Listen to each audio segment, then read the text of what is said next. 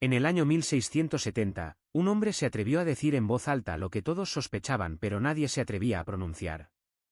Baruch Spinoza, un pensador judío expulsado de su comunidad, publicó un libro que la Iglesia intentó enterrar durante siglos. Su Tratado Teológico Político no era una simple crítica religiosa, sino un manual de desmantelamiento del mayor sistema de control mental jamás creado. Lo que Spinoza reveló fue tan peligroso que las autoridades quemaron sus textos, prohibieron su nombre y trataron de borrar cada palabra que escribió. Pero la verdad tiene una cualidad incómoda: nunca muere del todo. La pregunta que Spinoza planteó es la misma que deberíamos hacernos hoy: ¿por qué personas inteligentes y racionales entregan voluntariamente su libertad a instituciones que les prometen un cielo que nunca pueden verificar? La respuesta no está en la fe, sino en la mecánica del miedo. Spinoza descubrió que la religión institucional no opera como un camino hacia lo divino, sino como una fábrica de emociones manufacturadas. El miedo al infierno y la esperanza del paraíso son las dos cadenas invisibles que mantienen a millones de personas encerradas en una prisión sin muros. Y lo más perturbador de todo es que los prisioneros defienden con vehemencia las barras de su propia celda. Durante siglos, la Iglesia ha perfeccionado una técnica psicológica que cualquier dictador envidiaría. Primero, te convence de que eres inherentemente defectuoso, un pecador desde el momento de tu nacimiento. Luego, te ofrece la única solución posible: la obediencia total a sus mandatos. Spinoza observó que este mecanismo transforma a seres humanos autónomos en marionetas emocionales que luchan por su esclavitud como si fuera su salvación. No es coincidencia que las religiones organizadas insistan en la culpa original, en la necesidad de intermediarios sagrados, en la imposibilidad de acceder a Dios por cuenta propia. Cada una de estas doctrinas sirve a un propósito específico: mantenerte dependiente, asustado y, sobre todo, obediente. El verdadero genio del sistema religioso institucional radica en su capacidad para invertir la realidad. Te dice que eres libre cuando estás encadenado. Te promete paz mientras siembra terror en tu corazón. Te habla de amor mientras te amenaza con tormentos eternos. Spinoza no atacaba la espiritualidad ni la búsqueda genuina de significado. Atacaba la corrupción de esa búsqueda por parte de instituciones que transformaron lo sagrado en un negocio de control. La diferencia es crucial: una cosa es tener una experiencia espiritual personal, y otra muy distinta es permitir que una organización humana te diga exactamente qué debes sentir, pensar y hacer para ser considerado digno. La Iglesia comprendió algo fundamental sobre la naturaleza humana mucho antes que los psicólogos modernos. Las personas en estado de miedo son infinitamente más manejables que las personas en estado de confianza. Por eso la narrativa del pecado y la condenación no es un accidente teológico, sino una estrategia deliberada. Cuando vives con el terror constante de un castigo eterno, tu capacidad de razonamiento crítico se paraliza. Tu cerebro entra en modo de supervivencia, y en ese estado aceptarás casi cualquier cosa que prometa seguridad. Spinoza identificó este mecanismo con claridad escalofriante: la religión institucional no quiere que pienses, quiere que obedezcas. El pensamiento crítico es el enemigo número uno de cualquier sistema de control. Pero hay un nivel más profundo en el análisis de Spinoza que resulta aún más inquietante. No solo señaló que la Iglesia controla a través del miedo, sino que documentó cómo ese control se perpetúa a través de generaciones. Los niños son adoctrinados desde antes de poder formar pensamientos críticos. Se les enseña que cuestionar es pecado, que la duda es debilidad, que la autoridad religiosa es incuestionable. Para cuando alcanzan la edad adulta, las cadenas ya están tan profundamente incrustadas en su psique que ni siquiera las sienten. De hecho, las defienden. Atacar la religión se percibe como atacar su identidad misma, porque el sistema ha fusionado hábilmente la creencia con el yo. La historia de la Iglesia está repleta de ejemplos de cómo este control se ejerció con brutalidad cuando la manipulación emocional no era suficiente. La Inquisición no fue una aberración, sino la expresión lógica de un sistema que no tolera la disidencia. Tortura, quema de libros, ejecuciones públicas. Todas estas tácticas servían para enviar un mensaje claro a cualquiera que se atreviera a pensar diferente. Y funcionó. Durante siglos, el pensamiento crítico sobre la religión era literalmente un crimen capital. Spinoza lo sabía bien. Su propio libro tuvo que publicarse anónimamente porque expresar estas ideas en voz alta equivalía a una sentencia de muerte. Lo que hace el análisis de Spinoza particularmente relevante hoy es que el mecanismo de control que identificó no ha desaparecido, simplemente se ha adaptado. Ya no queman personas en la hoguera, pero las estructuras psicológicas del miedo y la esperanza manufacturados siguen operando a plena capacidad. Las mega iglesias modernas, con sus promesas de prosperidad y sus amenazas de condenación, utilizan exactamente las mismas técnicas que Spinoza desenmascaró hace más de 300 años. Han actualizado el empaque, pero el producto sigue siendo el mismo: control a cambio de obediencia, manipulación emocional disfrazada de salvación espiritual. Spinoza propuso algo radical para su época y que sigue siendo radical ahora: que la verdadera espiritualidad no requiere intermediarios, que Dios, si existe, es accesible directamente a través de la razón y la experiencia personal, no a través de instituciones que reclaman el monopolio de lo sagrado. Esta idea era tan peligrosa porque amenazaba el modelo de negocio completo de la religión organizada.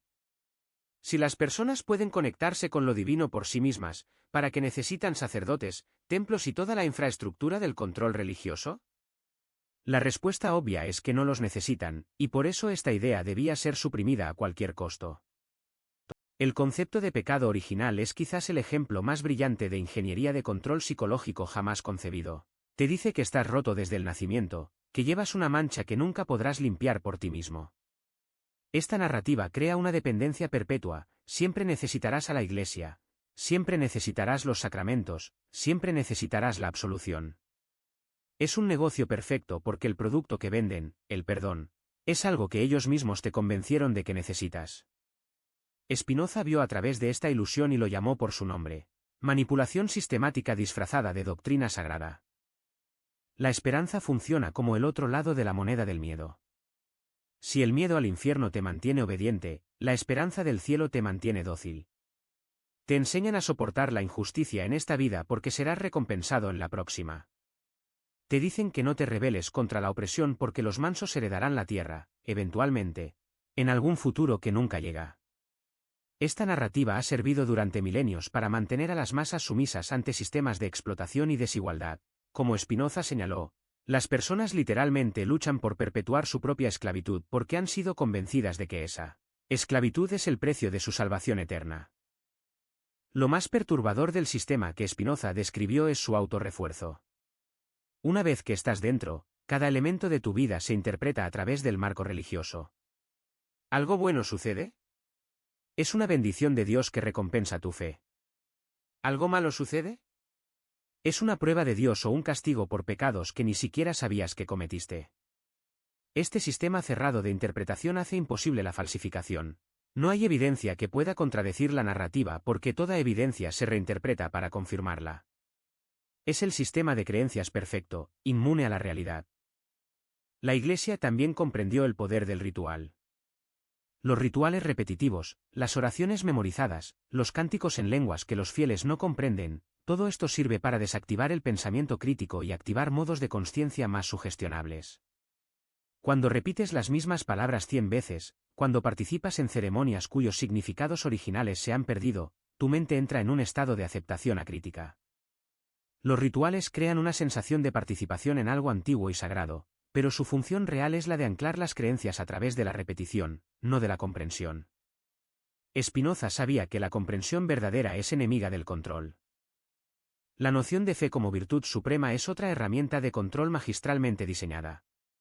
Te dicen que creer sin evidencia no solo está bien, sino que es moralmente superior a creer basándose en evidencia. Esto invierte completamente la jerarquía racional del conocimiento.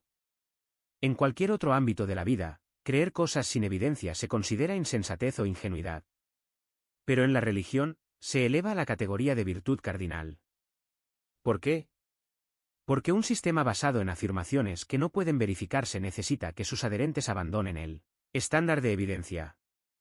La fe, en este contexto, no es confianza espiritual, sino la renuncia voluntaria al pensamiento crítico. Spinoza observó que las autoridades religiosas históricamente han temido el conocimiento tanto como cualquier tirano teme una revolución. La Iglesia mantuvo la Biblia en latín durante siglos, un idioma que solo las élites educadas podían leer. ¿Por qué? Porque si las personas comunes pudieran leer los textos sagrados por sí mismas, empezarían a hacer preguntas incómodas. Notarían las contradicciones, cuestionarían las interpretaciones oficiales, quizás incluso desarrollarían sus propias comprensiones. El conocimiento dispersa el poder, la ignorancia lo concentra. Mantener a las masas ignorantes no fue un efecto secundario del sistema religioso, fue su característica central. El concepto del infierno merece un análisis especial porque representa quizás la herramienta de terror psicológico más efectiva jamás inventada. Un lugar de tormento eterno, sin posibilidad de escape, sin final, sin misericordia. La mente humana apenas puede comprender la palabra eterno, pero el miedo que genera es real y paralizante. Los niños que crecen con pesadillas sobre el infierno, los adultos que viven con ansiedad constante sobre su destino después de la muerte, todos son víctimas de esta narrativa de terror. Y lo brillante del diseño es que el miedo al infierno no puede ser aliviado por la evidencia de que no existe, porque por definición, lo sabrás solo cuando sea demasiado tarde. Es el chantaje emocional perfecto. Spinoza también notó cómo la religión institucional utiliza el concepto de misterio sagrado para protegerse de la crítica. Cuando una doctrina no tiene sentido lógico, se declara un misterio que está más allá de la comprensión humana. Cuestionar el misterio se convierte en un acto de arrogancia, de querer poner tu limitada razón por encima de la sabiduría infinita de Dios. Este movimiento retórico es brillante porque transforma la incoherencia en virtud. Las inconsistencias lógicas no son problemas a resolver, sino misterios sagrados a aceptar con humildad. De esta manera, el sistema se hace impermeable al análisis racional. La historia personal de Spinoza ilustra el precio que paga quien se atreve a hablar estas verdades. Fue excomulgado de su comunidad judía a los 24 años, maldecido con una de las herem más severas jamás pronunciadas. Le prohibieron tener contacto con otros judíos, incluso con su propia familia. Sobrevivió puliendo lentes ópticas mientras escribía filosofía que sacudiría los cimientos del pensamiento occidental. Murió a los 44 años, relativamente desconocido, sus libros prohibidos y quemados. Pero sus ideas sobrevivieron, filtrándose lentamente a través de la historia, inspirando revoluciones de pensamiento que eventualmente transformarían el mundo. Su vida demuestra tanto el costo de la verdad como su poder inextinguible. El Tratado Teológico Político no solo criticaba, sino que ofrecía una alternativa. Spinoza propuso que la verdadera religión es la práctica de la justicia y la caridad, no la adhesión a dogmas incomprensibles o rituales vacíos. Argumentó que los gobiernos deberían garantizar la libertad de pensamiento porque las creencias no pueden ser controladas por la fuerza sin destruir el tejido mismo de la sociedad. Estas ideas eran revolucionarias en el siglo XVII y siguen siendo desafiantes hoy. Imagina un mundo donde la espiritualidad sea una búsqueda personal de significado, no una obediencia institucional. Imagina sistemas sociales que valoren el pensamiento crítico por encima de la conformidad dogmática. Ese era el mundo que Spinoza vislumbraba. Lo que hace el legado de Spinoza tan perturbador para las instituciones religiosas es que sus argumentos nunca han sido refutados satisfactoriamente, solo suprimidos. No puedes responder lógicamente a la acusación de que estás usando el miedo y la esperanza para manipular a las personas cuando esa es precisamente tu estrategia. No puedes defender racionalmente doctrinas que deliberadamente rechazan la razón como herramienta de evaluación. La única respuesta posible es el silencio, la censura, la demonización. Y eso es exactamente lo que hicieron. Durante siglos, Spinoza fue el filósofo que no se debía nombrar, el pensador cuyas ideas eran demasiado peligrosas para ser discutidas abiertamente. En la era moderna, vemos los mismos patrones que Spinoza identificó operando en nuevas formas. Las mega iglesias con pastores multimillonarios predican la teología de la prosperidad, prometiendo riquezas terrenales a cambio de donaciones y obediencia. Los cultos religiosos utilizan técnicas de aislamiento social y bombardeo amoroso para capturar nuevos miembros. Las organizaciones religiosas presionan por leyes que impongan sus creencias a toda la sociedad, sin importar la diversidad de convicciones. El mecanismo central: transformar personas racionales en seguidores obedientes a través de la manipulación emocional, permanece intacto.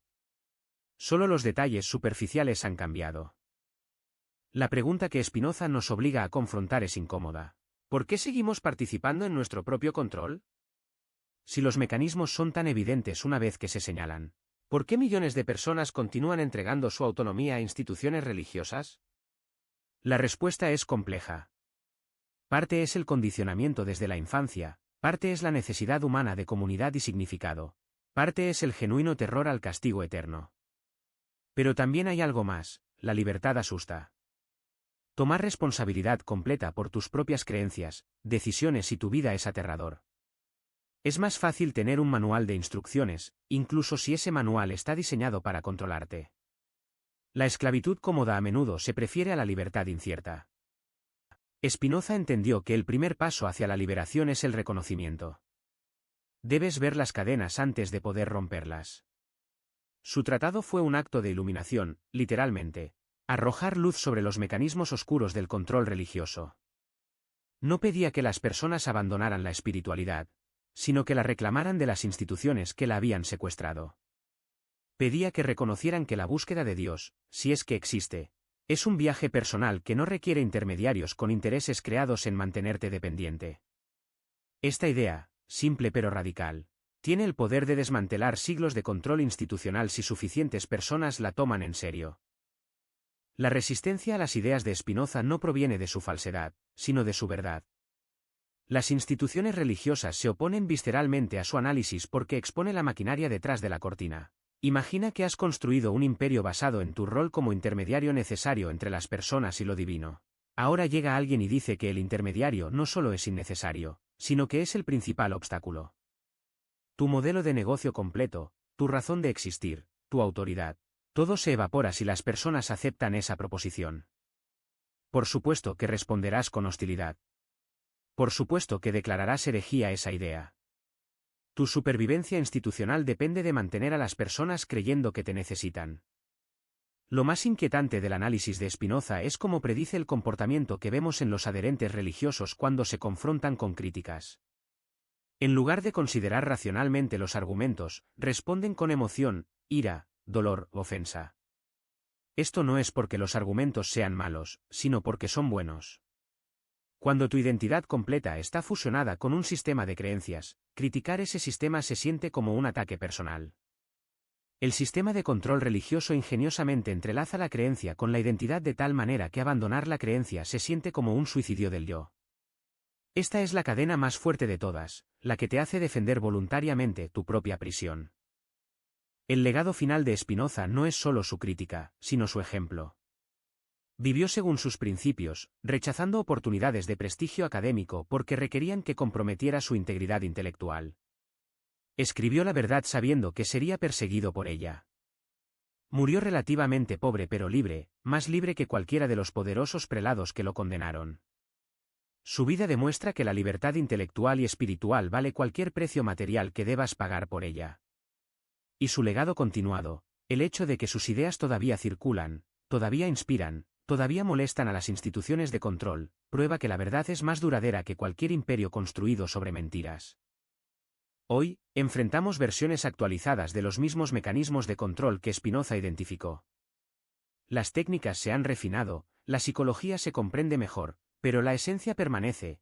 Instituciones que afirman tener acceso exclusivo a la verdad espiritual, que demandan obediencia a cambio de salvación, que utilizan el miedo y la esperanza como herramientas de manipulación. Reconocer estos patrones no requiere odiar la espiritualidad, requiere distinguir entre la búsqueda genuina de significado y la explotación institucional de esa búsqueda. Spinoza nos mostró cómo hacer esa distinción. La pregunta es si tenemos el coraje de aplicarla, sabiendo que hacerlo significa renunciar a las cómodas certezas que otros han preparado para nosotros y embarcarnos en el aterrador pero liberador viaje de pensar por nosotros mismos.